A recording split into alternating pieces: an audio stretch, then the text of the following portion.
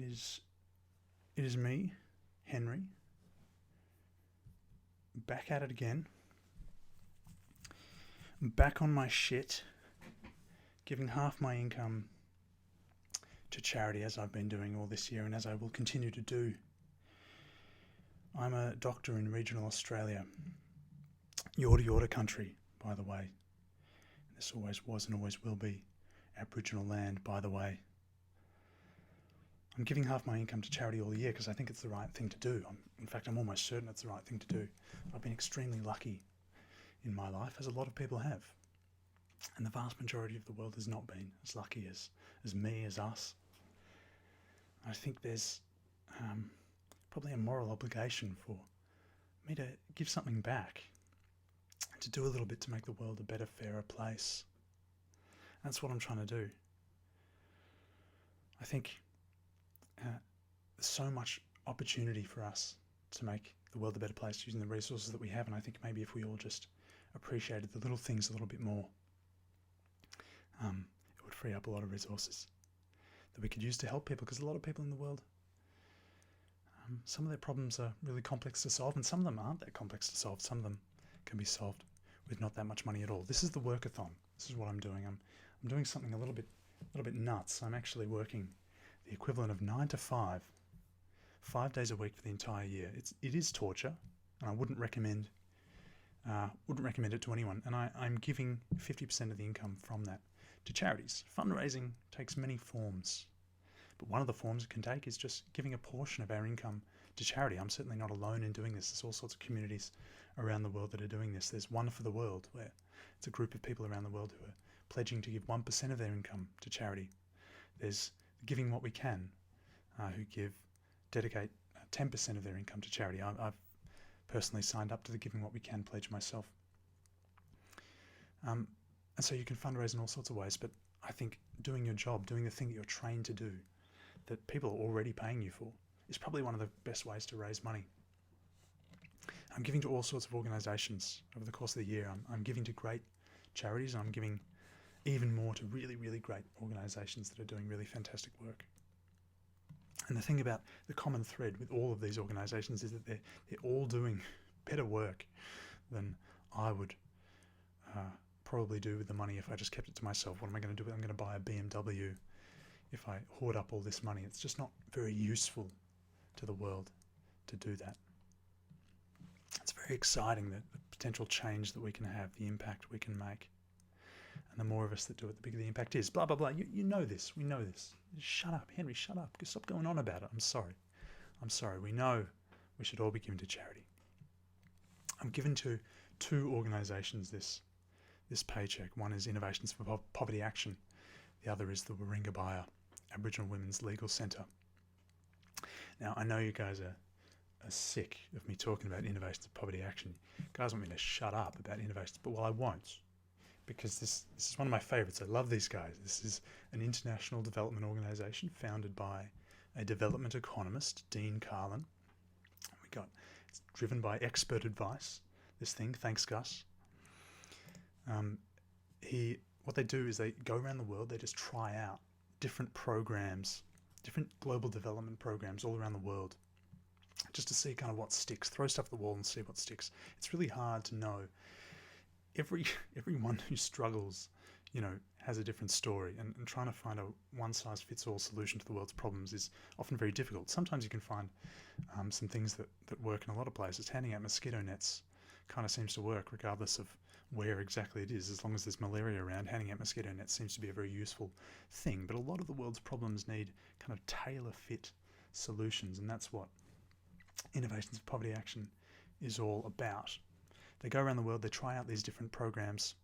Whether they work or not, they then hand the evidence from those trials. They're very quantitative about it. They hand the evidence over to the governments of the countries where they're running these programs, and they say, look, this works, this doesn't work. Maybe you should think about implementing this as part of policy, because non-government organisations are non-government organisations. They can't really do all that much about influencing policy, systemic change, societal government change, which is where probably a lot of change needs to take place. Hey Moses, hope you're well over in Uganda. So I think Innovations Poverty Action is fantastic. In Mexico, they've run trials of doing microfinancing, handing out small loans to women so that women in those communities are empowered through business, entrepreneurship, financial freedom. Over in Tanzania, they've got projects where they basically just hand out cash incentive programs encouraging people to have safe sex, use condoms, don't get HIV, chlamydia, syphilis, and we'll give you money. And they also have tried a number of ideas in school funding, trying to adjust the way that schools are funded in a way to encourage higher performance in those schools. And then in Myanmar, they've got cash incentive programs for mums, education and cash incentive programs, teaching them how to provide great nutrients for their kids so the kids are less likely to become nutrient deficient. Some of these programs work, some of them don't. They take the evidence to governments and they say this works, this doesn't. And they influence policy in that way and therefore are tackling systemic change. I love that. So I'm very happy to give them more money. There's a great section of their website you should check out where they have a whole lot of examples of where evidence that they've created has been used to influence actual policy change in countries all around the world.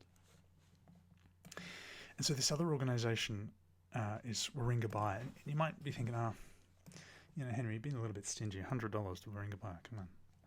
But I'll get to why. Wirringa Baiya, it seems like it's a fantastic organisation. It's this Aboriginal Women's Legal Centre run by Aboriginal women for Aboriginal women. Very grassroots, really cool. They're quite a small organisation. They only run on about $1 million a year. They employ 5 solicitors, 2 full-time, 3 part-time. They really focus primarily on domestic violence and apprehended violence orders, family law, that kind of thing. So they provide legal advice to Aboriginal women for free, which is like such a fantastic service. They run in New South Wales, by the way. And they also have support workers that go to court with women, because court's a scary, intimidating place. It's nice to have someone that kind of knows what they're doing with you in court. And they also do quite a bit of law reform work. So they write reports, papers, submit them to courts and the government on with suggestions on how to make the justice system more just. And so the only reason I've been a little bit stingy, because it seems like a fantastic organisation.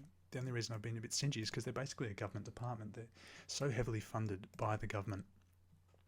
Almost like 90% of their money is from government grants, and that's fantastic. I love that the government's supporting this stuff. I've been trying to fund things that the government's maybe been neglecting a little bit, and the reason is that I worry that when we start funding things that the government is already funding, there is maybe a bit of a concern that what can happen is the government just starts to fund it less in response.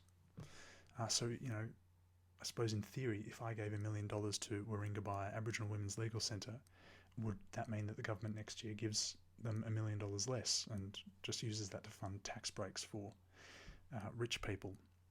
It's a bit of an abstract concern, but it's a reason why I've maybe been a bit stingy on it this year. What I would really like is if the government just taxed us all more, and spit a whole lot more funding into this kind of service, because I think it's absolutely fantastic. So that's the dealio. That's what I've been doing this fortnight. I encourage everyone to try and make the world a better place. Let's try and become the ancestors that our descendants will wish we'd been. I don't want our great-great-grandchildren to look back on us like we look back on the slave owners and the invaders and the warlords of history. I think we need to be careful about trying to do the right thing, even if it seems a little bit weird at the time.